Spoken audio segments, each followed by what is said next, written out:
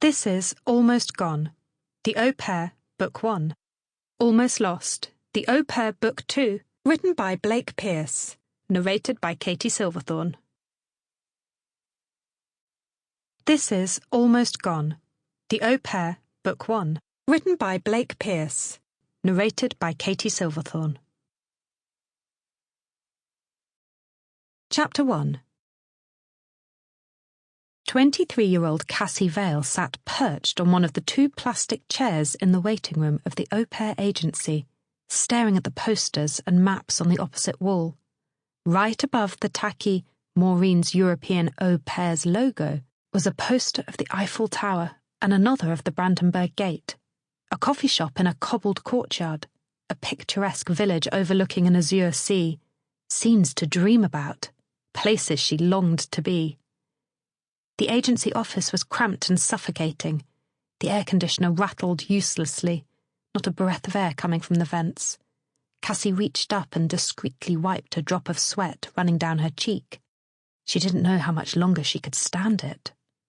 The office door suddenly opened and she jumped, grabbing the file of documents on the other chair, but her heart fell to see that it was just another interviewee coming out. This one a tall, slender blonde exuding all the confidence that Cassie wished she had. She was smiling in satisfaction, holding a sheaf of official-looking forms, and she barely glanced at Cassie as she passed. Cassie's stomach clenched.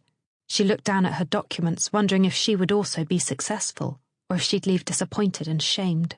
She knew her experience was pitifully inadequate, and she had no proper qualifications in childcare. She'd been turned down by the cruise ship agency she'd approached the previous week. They'd said that without experience they couldn't even put her on their books. If it was the same here, she wouldn't stand a chance. "Cassandra Vale, I'm Maureen, please come in." Cassie looked up. A dark-suited, grey-haired woman stood waiting in the doorway. Clearly she was the owner. Cassie scrambled to her feet, her carefully organised papers spilling out of the file. Scraping them together, her face ablaze, she hurried into the interview room. As Maureen paged through them with a frown, Cassie started picking at her cuticles with her fingernails before lacing her hands together, the only way to stop herself from this nervous habit. She tried deep breathing to calm herself, told herself that this woman's decision wouldn't be her only ticket out of here. There were other ways to escape and make a fresh start, but right now, this felt like the only one left. The cruise ship company had given her a flat no. Teaching English, her other idea, was impossible without the correct qualifications, and obtaining them was too expensive.